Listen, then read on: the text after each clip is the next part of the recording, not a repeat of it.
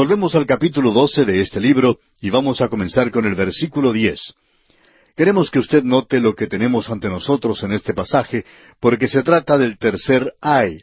Y por cierto que eso es algo verdaderamente llamativo. Leamos entonces los versículos 10 al 12 de este capítulo 12 de Apocalipsis.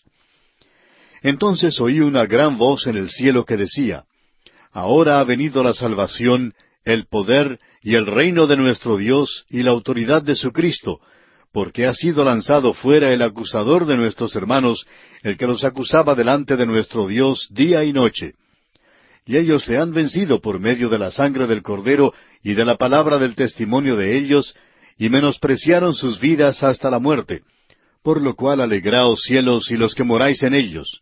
Ay de los moradores de la tierra y del mar, porque el diablo ha descendido a vosotros con gran ira, sabiendo que tiene poco tiempo. Notemos que Juan está diciendo aquí, entonces oí una gran voz. Esto nos recuerda que Juan es aún el espectador y oidor de estos hechos. Él no quiere que nos olvidemos de eso porque es muy importante. En nuestro programa anterior vimos que Satanás había sido arrojado del cielo. Esto causó gran regocijo entre los redimidos que están en el cielo. Aquí podemos ver un gran grupo de santos del Antiguo Testamento o santos de la tribulación, quienes han sido martirizados hasta este momento. Y ellos mencionan a sus hermanos en la tierra. El acusador de nuestros hermanos ha sido lanzado fuera. Creemos que la primera gran demostración de poder ejecutada contra el mal, después de la muerte y la resurrección de Cristo, es la expulsión de Satanás del cielo. Este es el comienzo del movimiento que llevará a que el Señor Jesucristo tome el control del gobierno aquí en la tierra. Cuando Cristo murió en la tierra, Él preparó el camino para que Satanás fuera arrojado del cielo. Escuchemos lo que nos dice el apóstol Pablo en su epístola a los Colosenses, capítulo 2, versículo 14. Anulando el acta de los decretos que había contra nosotros, que nos era contraria, quitándola de en medio y clavándola en la cruz. Eso es lo que Él hizo. Él hizo posible que el hombre pudiera ser salvo ahora por su muerte. Ese hombre ya no podría tratar de lograr su propia salvación en su propio poder, en su propia fuerza. Él ya no podría hacerlo de ninguna manera.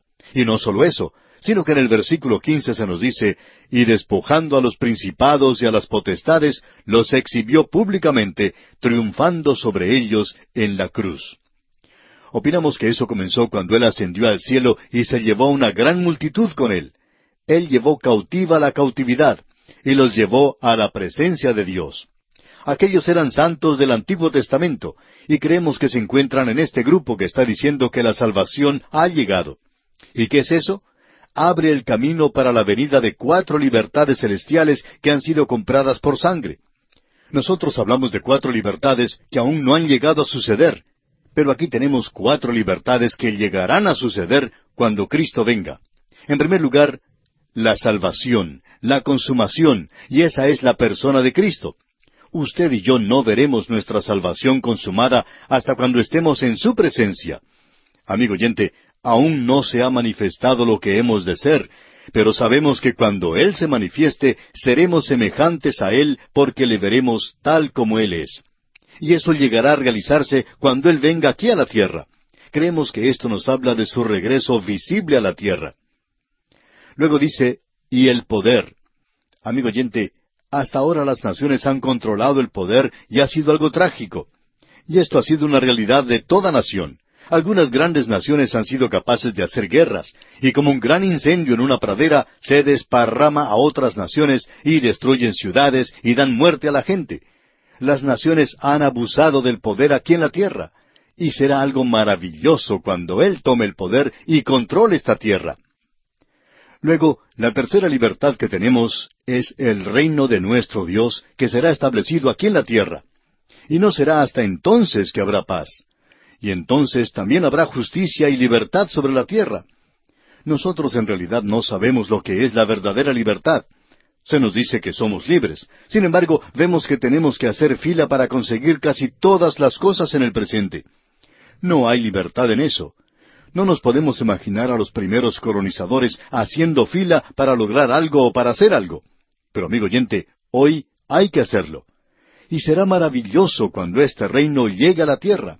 Esta declaración misma revela que su reino no ha sido establecido en la primera venida de Cristo. Y luego hay algo más aquí, y nos referimos a la cuarta libertad. Es la autoridad de Jesucristo. Esto demuestra que Cristo aún no ha tomado el control de la autoridad para regir este mundo. Él no está edificando su reino en el presente. Él no está estableciendo su reino. Él esperará hasta que comiencen a moverse las estrellas, y cuando Él haga eso, todos sus juicios son una preparación de su regreso a esta tierra. Y Él le está dando al hombre, siempre hay una nota de gracia y misericordia en el juicio de Dios. Él le está dando al hombre aquí una advertencia y una oportunidad para volverse a Él, y multitudes lo harán, como ya hemos visto. Ahora se nos dice que ha sido lanzado fuera el acusador de nuestros hermanos. Satanás ha sido lanzado fuera del cielo. Eso revela que esta es una parte de la estrategia presente de Satanás que trata de frustrar, de desbaratar los propósitos de Cristo con su iglesia hoy y con los santos de la tribulación en el día de mañana. Eso hace necesario el presente ministerio de Cristo como abogado por nosotros. Ahora aquí tenemos la victoria de los santos que han sido acusados. Llega a realizarse por medio de 3 avenidas que son mencionadas para nosotros en esta sección que ya hemos leído. En primer lugar, tenemos que ha sido por medio de la sangre del Cordero. Hay un poder maravilloso en la sangre del Cordero. No se olvide de eso. No tratemos de reducirlo o hacerlo más pequeño.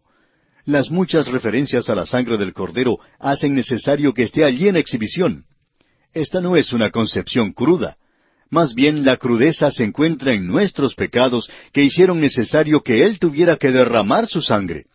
Y si usted y yo obtenemos alguna victoria, será porque Él derramó su sangre por usted y por mí, amigo oyente.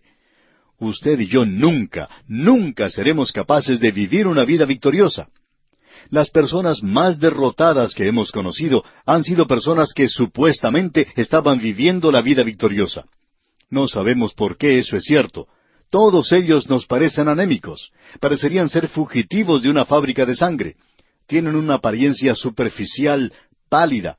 Necesitan una transfusión sanguínea. No viven una vida victoriosa.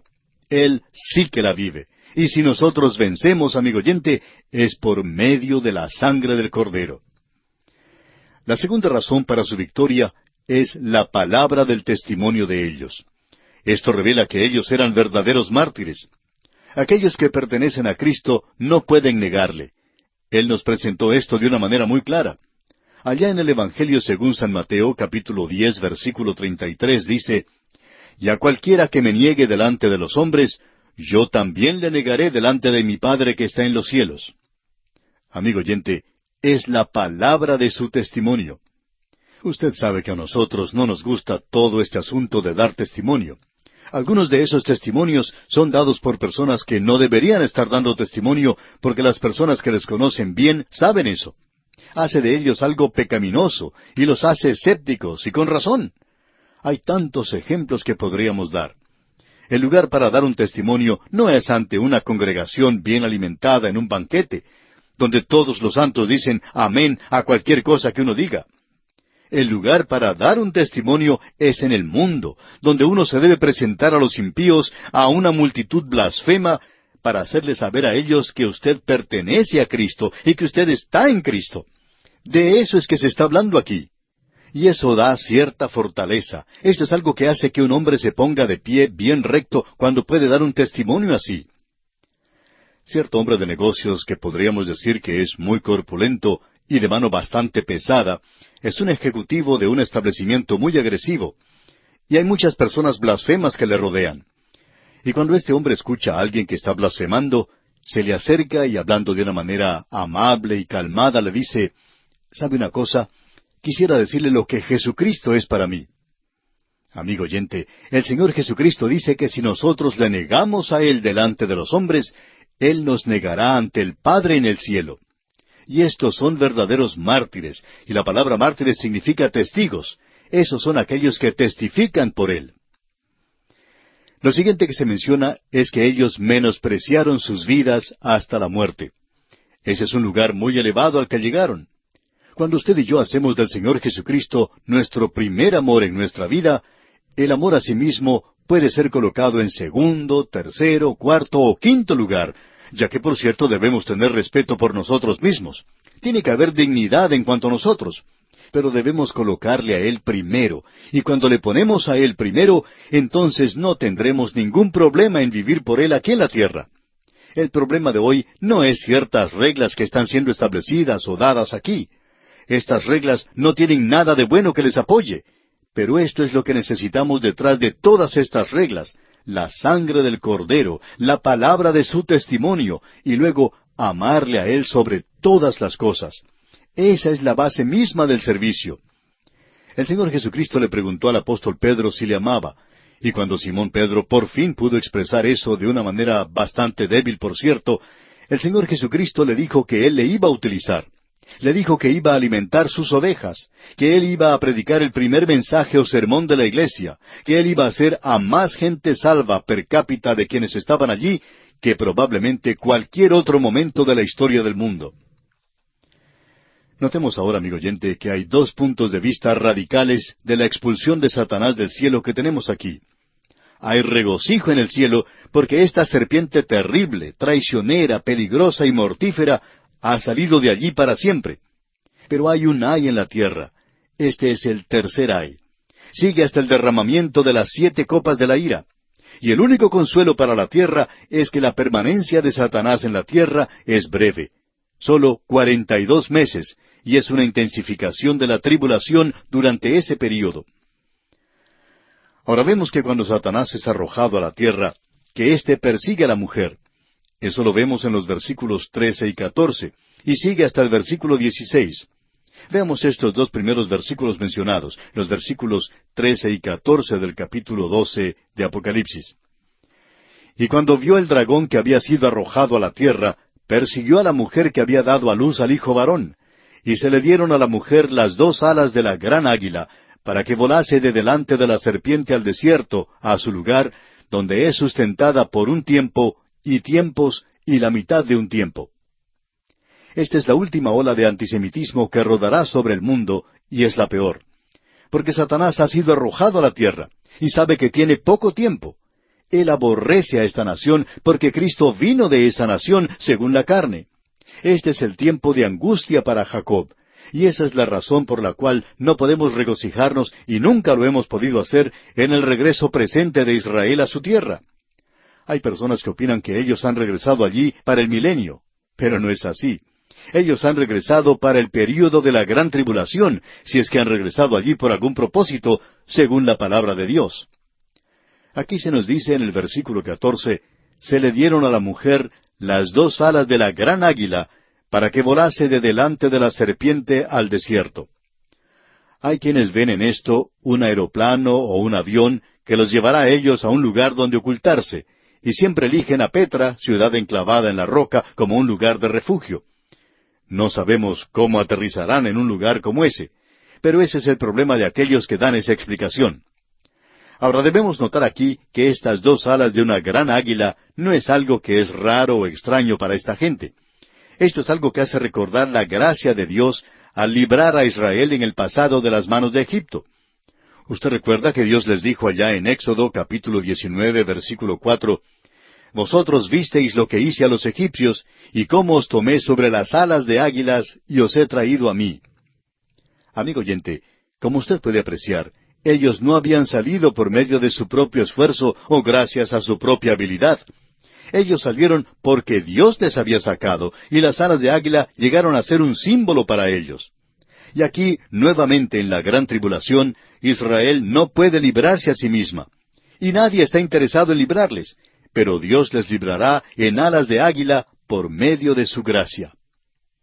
Luego dice, para que volase al desierto, a su lugar.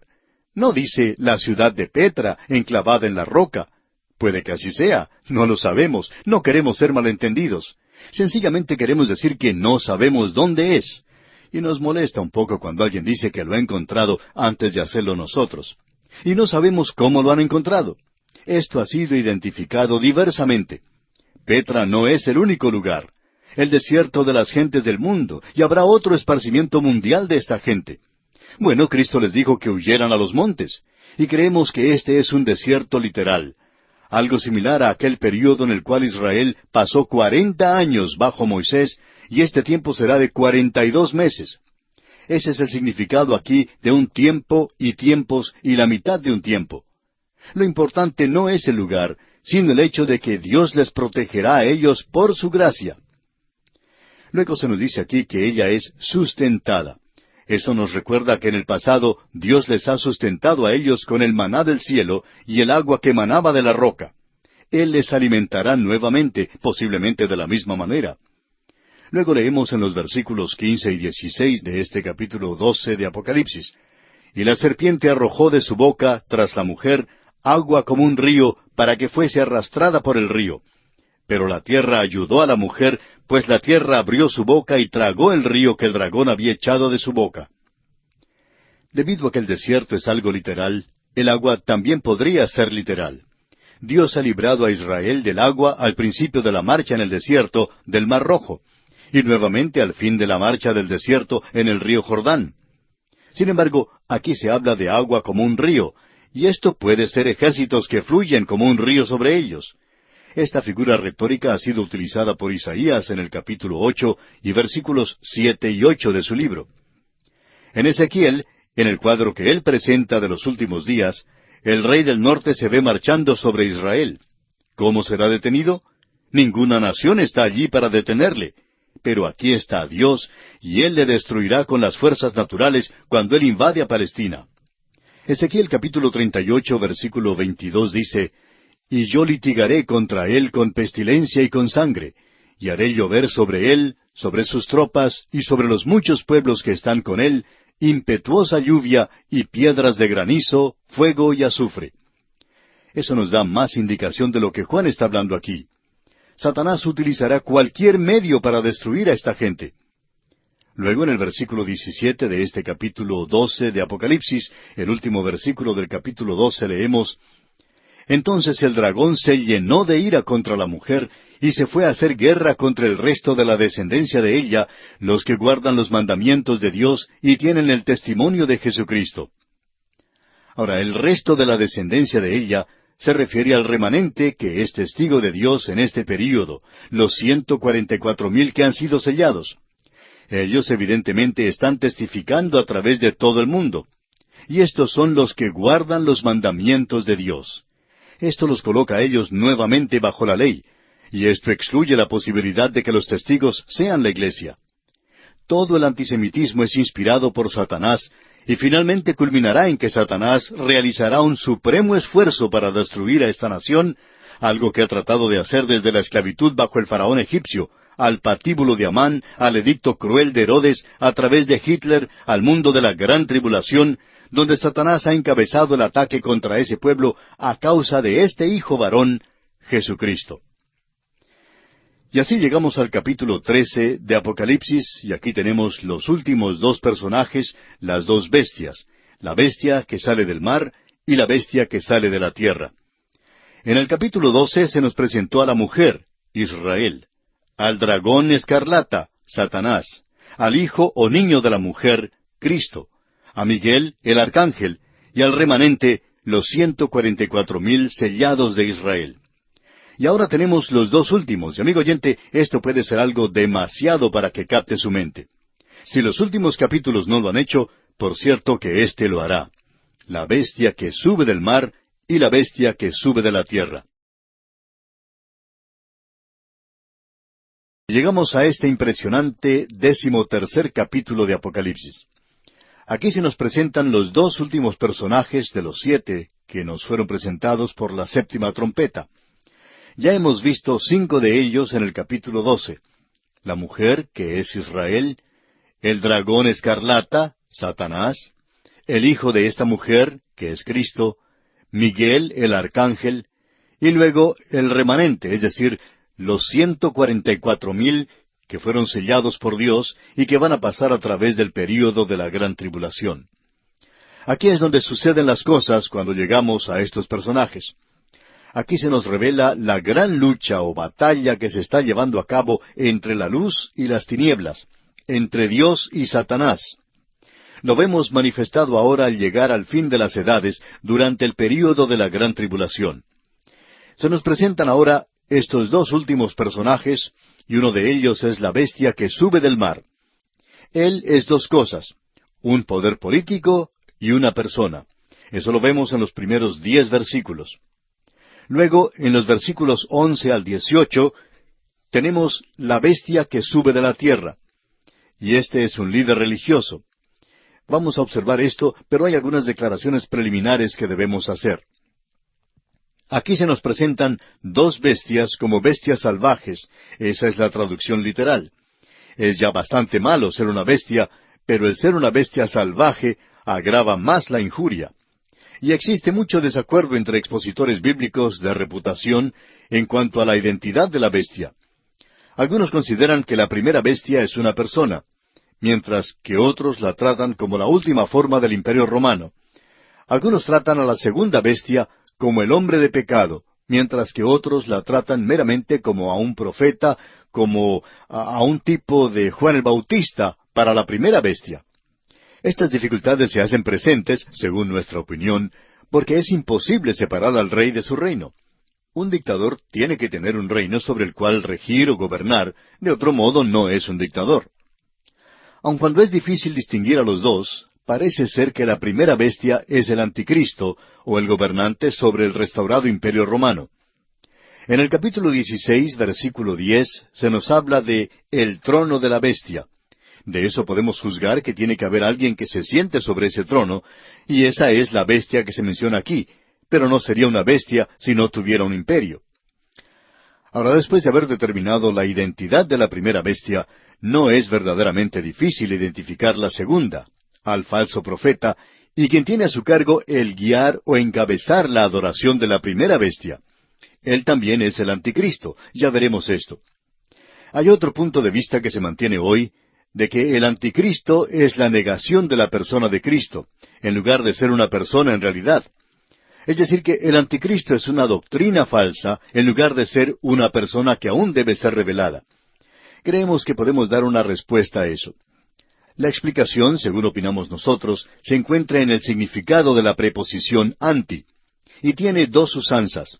Anticristo, bueno, anti tiene el significado de ser contra, y el segundo significado es en lugar de. Y tiene estos dos significados aquí en las Escrituras.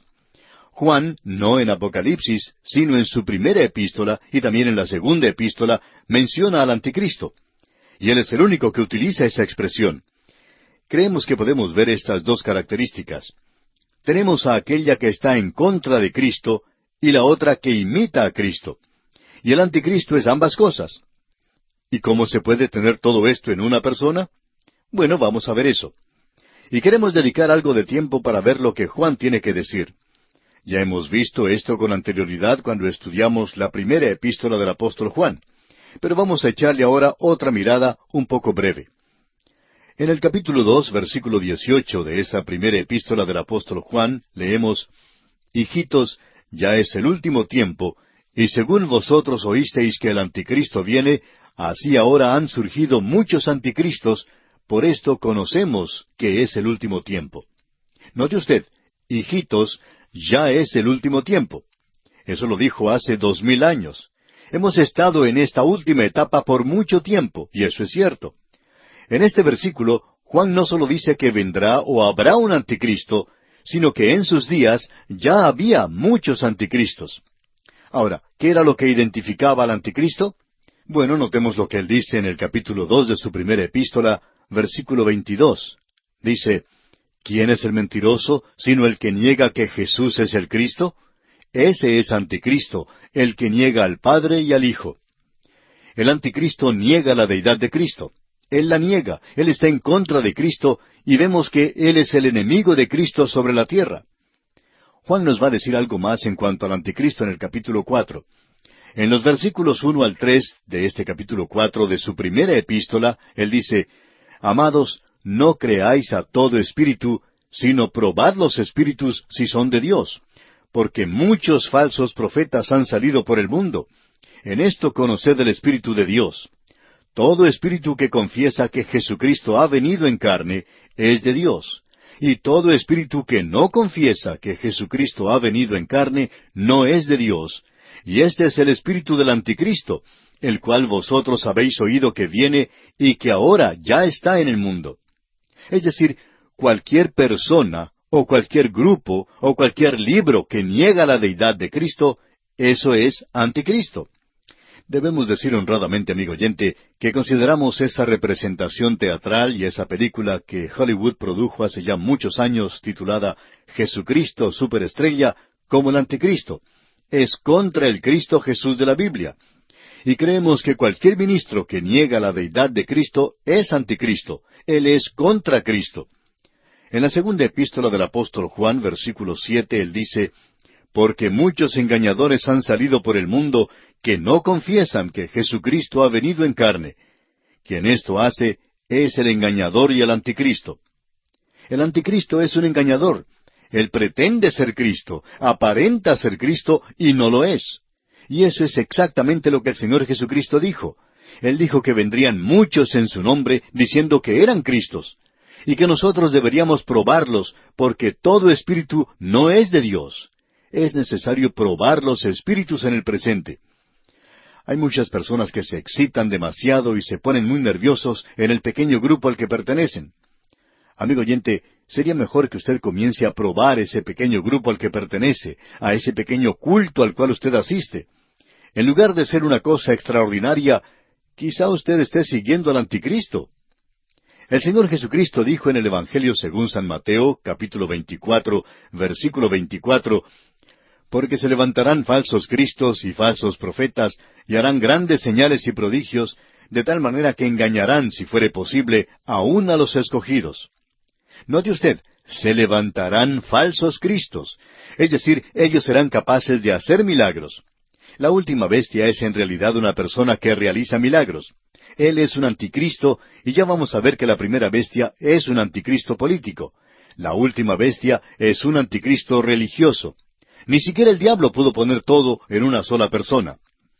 Creemos que son dos personas, estas dos bestias que se presentan aquí como el anticristo.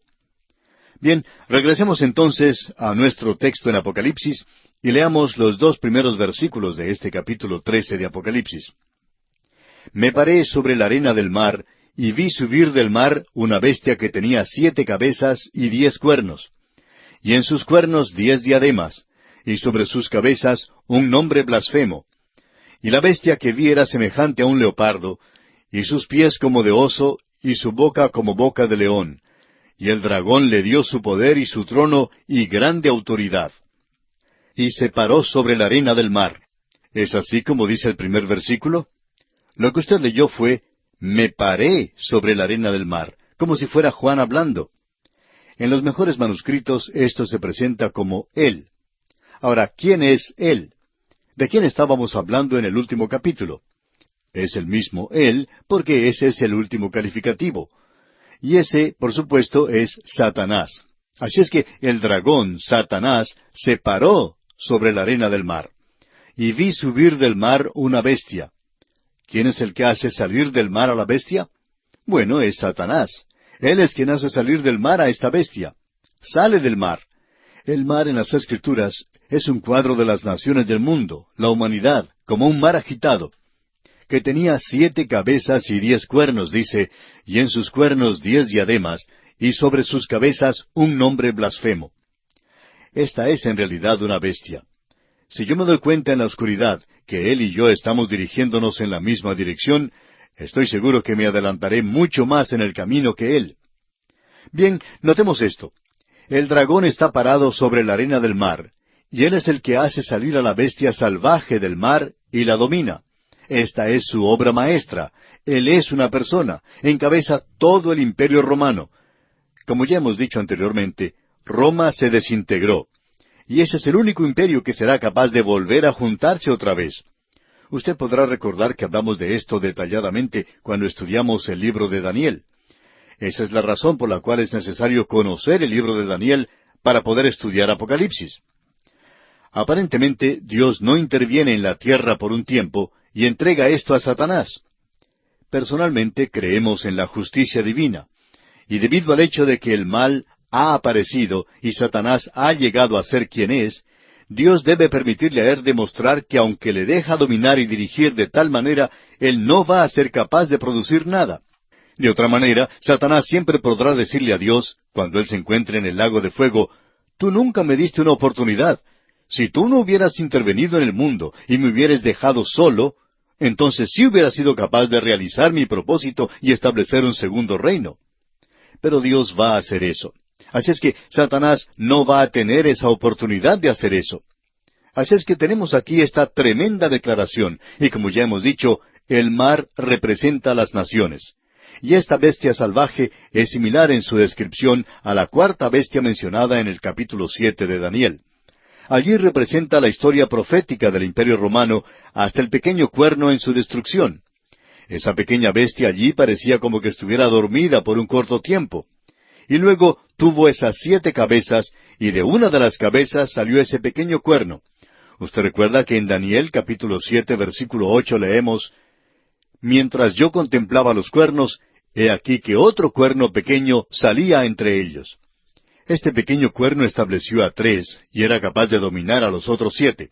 Como ya hemos dicho, eso se encuentra en el libro de Daniel, y lo estamos diciendo rápidamente, por cierto.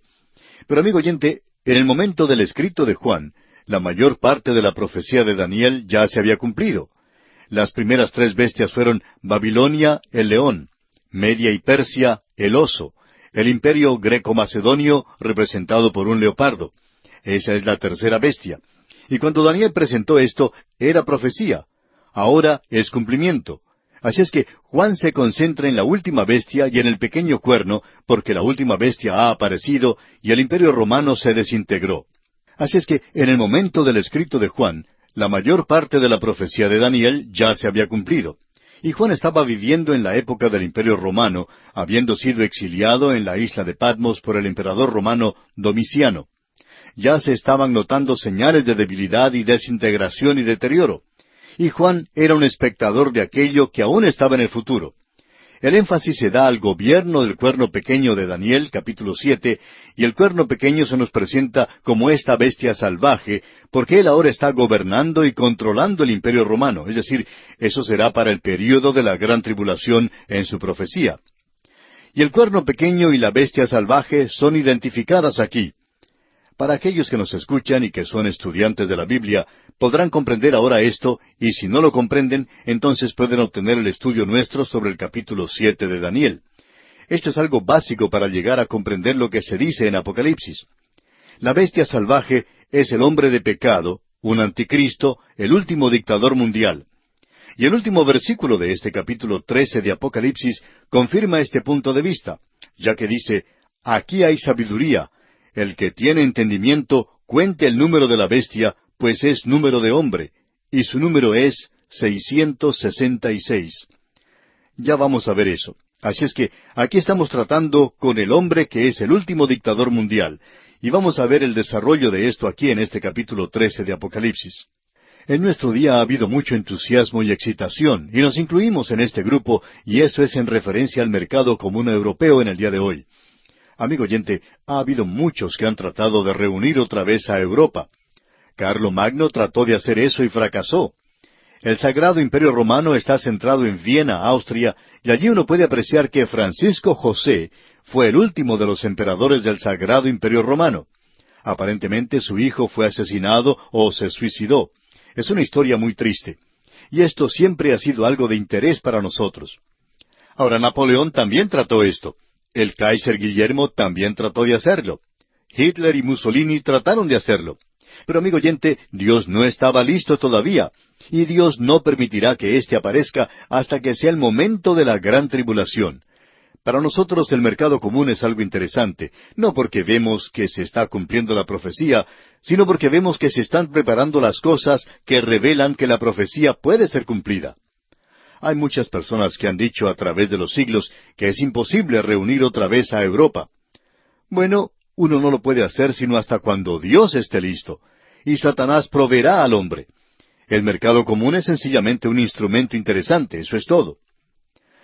Ahora el cuerno pequeño llega al poder en primer lugar derribando a estos otros 3 líderes o gobernantes. Y después él domina a los otros 7 y llega a ser entonces un dictador mundial, como vamos a ver.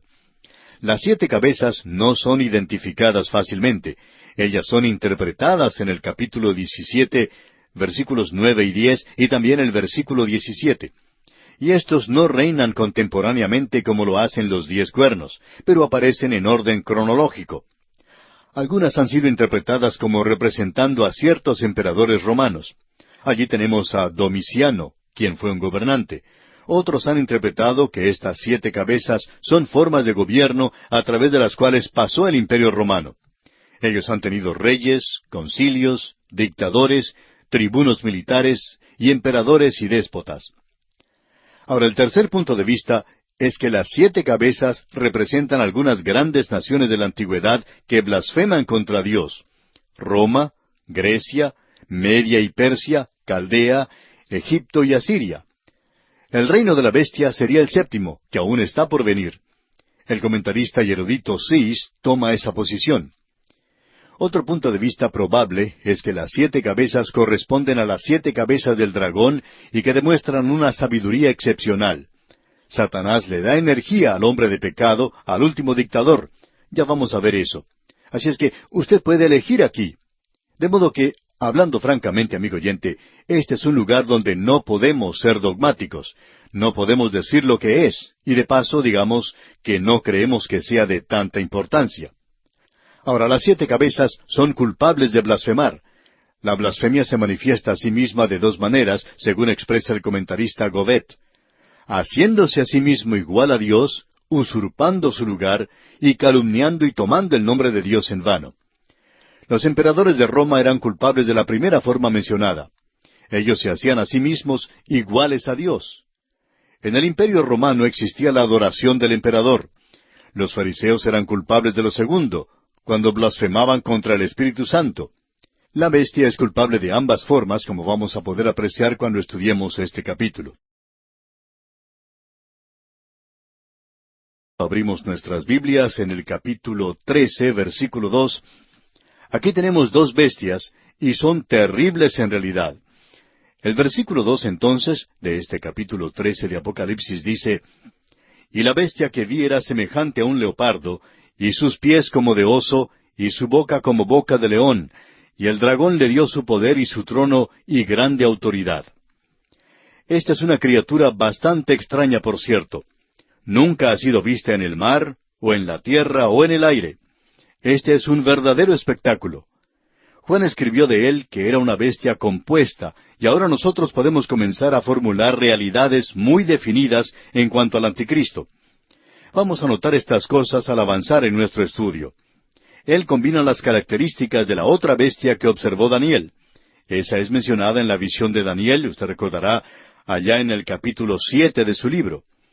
Debemos decir que lamentamos no poder regresar a esa sección y comparar todo esto, pero aquellos que nos acompañaron cuando estudiábamos el libro de Daniel estarán preparados para esto.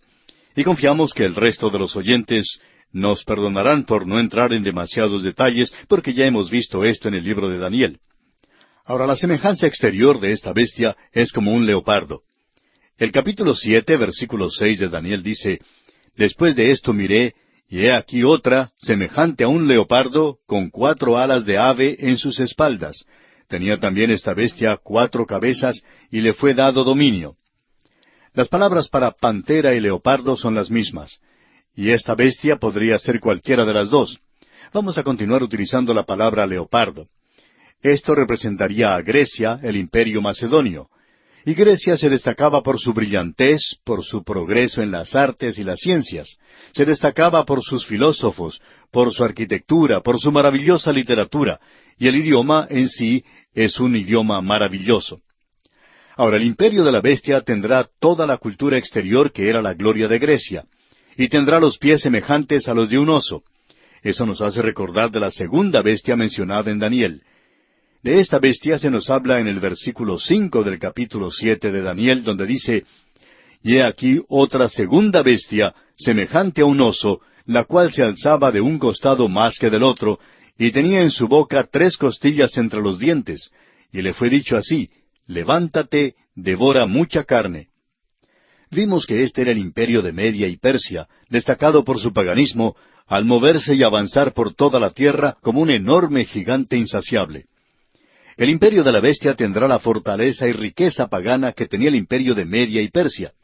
Tenía la boca de un león, y esta es la primera bestia mencionada en Daniel capítulo 7, versículo 4, que dice: la primera era como león y tenía alas de águila. Yo estaba mirando hasta que sus alas fueron arrancadas, y fue levantada del suelo, y se puso enhiesta sobre los pies a manera de hombre, y le fue dado corazón de hombre. Esta era la autocracia babilónica, y esto fue cuando Nabucodonosor mandó a dar muerte a los sabios, y más adelante hizo preparar este horno de fuego para los 3 jóvenes hebreos, y hasta para Daniel mismo, ya que su vida nunca estaba fuera de peligro. No había nadie que pusiera en duda su autoridad. Él era un autócrata. El hombre de pecado será uno de los dedos de la imagen que vio Daniel, y esos dedos del pie eran parte de barro y parte de hierro, y gobernará con la autoridad autocrática y dictatorial de Nabucodonosor. Este último dictador mundial llega a la escena bajo el dominio de la bestia, y la espada de su poder se encuentra en Satanás, quien le levantó y quien le da poder y energía para su tarea dictatorial que debe realizar. Esto es lo más cercano a la encarnación de Satanás que aparece en las Escrituras. Usted recuerda que Lucas dijo que Satanás había entrado a Judas Iscariote en Lucas capítulo 22, versículo 3. Cristo también utilizó un lenguaje similar cuando habló de Simón Pedro en Mateo capítulo 16, versículo 23. Y el hombre de pecado es la encarnación de Satanás. Hablando honradamente, amigo oyente, podemos decir que él es la encarnación de Satanás. Satanás, por cierto, que ha entrado dentro de él. Esto es algo que el apóstol Pablo dijo en su segunda epístola a los Tesalonicenses, capítulo 2, versículos 9 y 10, los cuales leemos a continuación. Inicuo, cuyo advenimiento es por obra de Satanás, con gran poder y señales y prodigios mentirosos, y con todo engaño de iniquidad para los que se pierden, por cuanto no recibieron el amor de la verdad para ser salvos. Bien, amigo oyente, llegamos ahora a esta bestia salvaje que se menciona en Apocalipsis. Vemos que sufre una herida mortal, pero el versículo 3 de este capítulo 13 de Apocalipsis nos dice: vi una de sus cabezas como herida de muerte, pero su herida mortal fue sanada, y se maravilló toda la tierra en pos de la bestia. Este versículo, junto con el que aparece allá en el capítulo 17, versículo 8, ha llevado a muchos a pensar que Satanás en realidad hace resucitar a la bestia de los muertos. El versículo 8 del capítulo 17 dice: la bestia que has visto era y no es, y está para salir del abismo e ir a perdición. Y los moradores de la tierra, aquellos cuyos nombres no están escritos desde la fundación del mundo en el libro de la vida, se asombrarán viendo la bestia que era, y no es, y será. A causa de estas 2 escrituras, hay quienes han tomado la posición de que la bestia es, en realidad, resucitada de los muertos por Satanás. Pero, amigo oyente, eso no puede ser. La razón por la cual no puede ser es que Satanás no tiene poder para hacer resucitar a los muertos.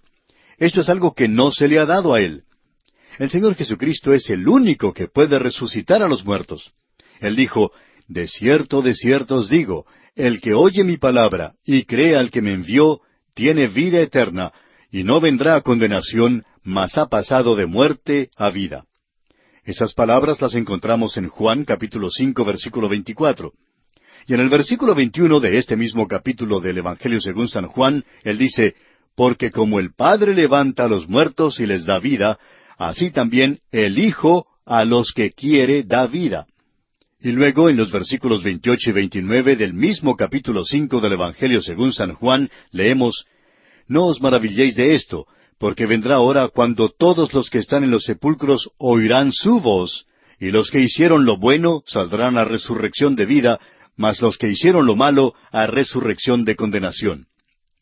Lo importante de notar aquí es que sólo el Señor Jesucristo puede resucitar los muertos. Satanás no lo puede hacer. Así es que damos por sentado que aquí tenemos una resurrección falsa. Esto es algo fingido, simulado. Lo interesante de esto es que la iglesia primitiva pensaba que este era Nerón. Y San Agustín dijo que eso quería decir la declaración del misterio de iniquidad que ya era. Algunos suponían que esto se decía del emperador romano. Por tanto, el apóstol Pablo no habló en palabras claras, aunque él siempre esperaba que lo que había dicho sería comprendido como aplicable a Nerón, cuyas actuaciones se parecían mucho a las del anticristo. De aquí que algunos sospecharan que él resucitaría de los muertos como el anticristo. Todos ellos esperaban que Nerón fuera levantado de entre los muertos. Hay otros que toman la posición de que la bestia mencionada aquí se refiere al imperio romano, sobre el cual rige o gobierna la bestia, y la forma imperial de gobierno bajo la cual Roma cayó será restaurada de manera sorprendente. Ahora creemos eso, pero no pensamos que aquí tengamos una resurrección. Roma nunca murió. Roma se desmoronó, como ya vamos a ver. El anticristo reunirá, juntará otra vez a Roma, y eso es lo que va a hacer, y será algo tremendo y notable. Pero el imperio romano en realidad nunca llegó a morir. Aún vive en el presente en las naciones de Europa. Debemos decir que estos puntos de vista tienen algo encomiable. Mientras que ambos puntos de vista tienen serias objeciones, no puede haber una verdadera resurrección de un hombre malo antes del juicio del gran trono blanco. Y en esta ocasión, solo Cristo puede hacer resucitar a los muertos salvos y a los perdidos. Y será Cristo quien levantará a los muertos que deberán estar ante el gran trono blanco. Él dijo, como ya hemos indicado, porque vendrá hora cuando todos los que están en los sepulcros oirán su voz, es decir, la voz de Cristo. Y los que hicieron lo bueno saldrán a resurrección de vida, mas los que hicieron lo malo a resurrección de condenación. Satanás no tiene ningún poder para resucitar a los muertos. Él no va a poder dar vida tampoco. Él es alguien que trata con la muerte, es un destructor. Y el imperio romano será revitalizado y juntado de una manera milagrosa bajo el dictador mundial, la bestia. Creemos que la bestia es un hombre que demostrará algo falso, una imitación de resurrección.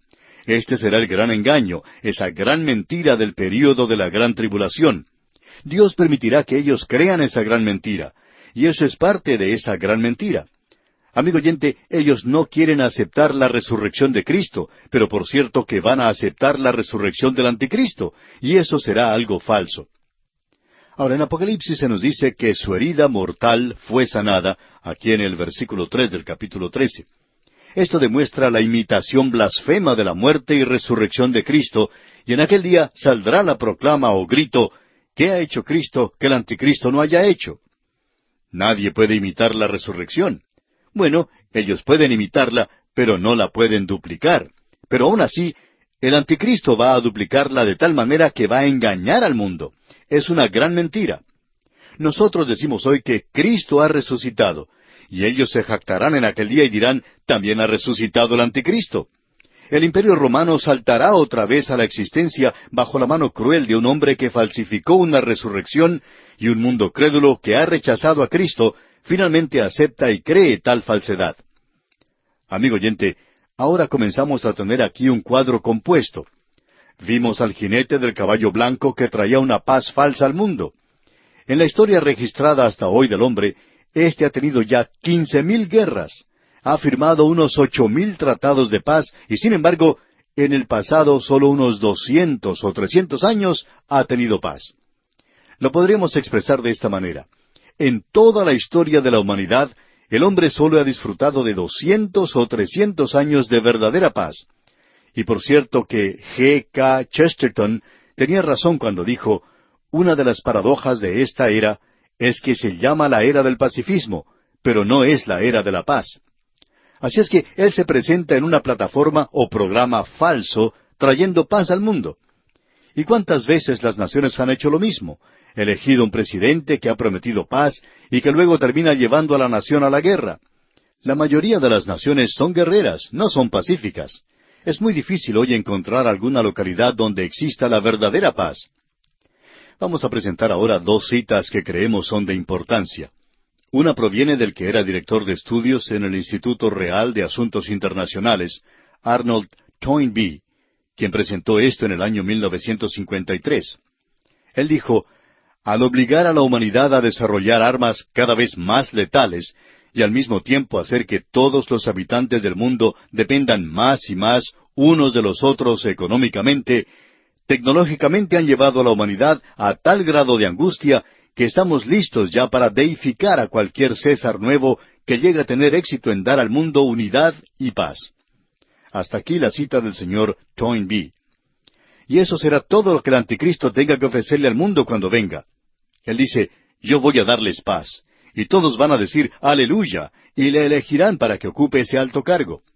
Así es como se realiza en la mayoría de los países, y nos suponemos nosotros ser personas de mucha cultura, bien educados. Suponemos que nuestra nación es muy sofisticada y civilizada. El mundo colocará al anticristo en el poder. Ahora, el obispo Fulton J. Sheen dijo lo siguiente: el anticristo vendrá disfrazado como un gran humanitario. Él hablará de paz y prosperidad y de abundancia, no como un medio de llevarnos a Dios, sino como un medio en sí. Él llegará a justificar psicológicamente la culpa que uno siente, hará que los hombres se avergüencen si sus contemporáneos dicen que no son tolerantes y liberales. Él hará correr la mentira de que el hombre nunca será mejor hasta que haga una sociedad mejor. Hasta aquí las palabras del obispo Sheen. Debemos decir que estamos de acuerdo con esta declaración en un 100%. El anticristo está aún por venir. ¿Y qué es lo que sucede? Bueno, se hace a sí mismo un Dios. El versículo 4 de este capítulo 13 de Apocalipsis nos dice, y adoraron al dragón que había dado autoridad a la bestia, y adoraron a la bestia, diciendo, ¿quién como la bestia, y quién podrá luchar contra ella? Este, según creemos nosotros, es el momento supremo para Satanás. Él quiere ser adorado, y todo el mundo le adorará durante este período. Amigo oyente, si el Espíritu de Dios quitara sus manos del mundo en el presente, si las quitara de usted y de mí, tememos que muchos de nosotros nos encontraríamos en una posición de apartarnos de Dios, y si se apareciera el anticristo, le seguiríamos a él como sigue un perro bien amaestrado a su amo. ¿Quién como la bestia? Dice. ¡Qué parodia esta de la adoración de Dios! La gente está diciendo, mire, estamos adorando a algo más maravilloso que el Dios de la Biblia. Y ahora en el versículo 5 de este capítulo 13 de Apocalipsis leemos, también se le dio boca que hablaba grandes cosas y blasfemias, y se le dio autoridad para actuar 42 meses. Hay solo una cosa buena aquí, y vamos a dar la buena noticia primero. Él no durará sino solo 42 meses reinando de esta manera. Es decir, serán 3 años y medio. Y cuando aquí dice, también se le dio boca que hablaba grandes cosas y blasfemias, quiere decir que ese es un bocón. Y Daniel menciona esto en cuanto a él. Será uno de esos que hablan mucho, un charlatán. Él prometerá cualquier cosa. Esa es la razón por la cual uno debe tener cuidado cuando escucha a la gente por radio, y en esto nos incluimos nosotros, o a algún político, o cualquier otra clase de persona, hasta aquellos que están en la educación. Amigo oyente, es necesario que probemos todo aquello que oímos en el presente. El anticristo será un charlatán, va a tener carisma, y va a ser capaz de promoverse a sí mismo para obtener el favor de este mundo que rechaza a Cristo. Ahora el versículo 6 dice, y abrió su boca en blasfemias contra Dios para blasfemar de su nombre, de su tabernáculo y de los que moran en el cielo. Lo que hace la bestia en su blasfemia es algo verdaderamente terrible. Él está en contra de Cristo y de su iglesia que están en el cielo. Gracias a Dios que la iglesia no está aquí en la tierra. No vemos cómo aquella persona que estudia el libro de Apocalipsis puede creer que la iglesia va a pasar a través de este período. Ahora, la primera parte del versículo 7 de este capítulo 13 de Apocalipsis dice, y se le permitió hacer guerra contra los santos y vencerlos. Hay alguien que nos va a decir que nosotros somos santos. Aquí estamos hablando de los santos del Antiguo Testamento. Hay santos del Nuevo Testamento y santos del Antiguo Testamento. Ahora, ¿de cuáles estamos hablando aquí? Bueno, nos encontramos en la Gran Tribulación. Los santos del Nuevo Testamento ya han dejado la tierra, así es que debemos estar hablando de los santos del Antiguo Testamento. Estamos hablando ahora de aquellos que están viviendo en el período de la Gran Tribulación. La segunda parte del versículo 7 y también el versículo 8 de este capítulo 13 de Apocalipsis dicen, también se le dio autoridad sobre toda tribu, pueblo, lengua y nación, y la adoraron todos los moradores de la tierra, cuyos nombres no estaban escritos en el libro de la vida del Cordero, que fue inmolado desde el principio del mundo. El gran predicador Charles Spurgeon acostumbraba decir, estoy seguro que mi nombre fue escrito en el libro del Cordero antes de que yo llegara aquí, porque si Dios hubiera esperado a que yo llegara aquí, nunca hubiera escrito el nombre. Amigo oyente, creemos que esta es una declaración maravillosa y de cierto modo explica esto. Esta es la hora tenebrosa en la historia del mundo, y la iglesia, gracias a Dios, no estará aquí. Esto es algo por lo cual debemos estar agradecidos, amigo oyente. Yo puedo darle gracias a Dios que no voy a pasar a través del período de la gran tribulación. Estoy bajo Cristo y no estoy esperando al anticristo. Estoy esperando que Cristo venga. Luego vamos a ver aquí, cuando llegue este dictador mundial, qué es lo que el pueblo de Dios va a hacer. ¿Le harán frente? ¿Podrán ellos enfrentarse a él? ¿Podrán ellos luchar contra él? Dios les va a decir que hagan algo realmente sorprendente.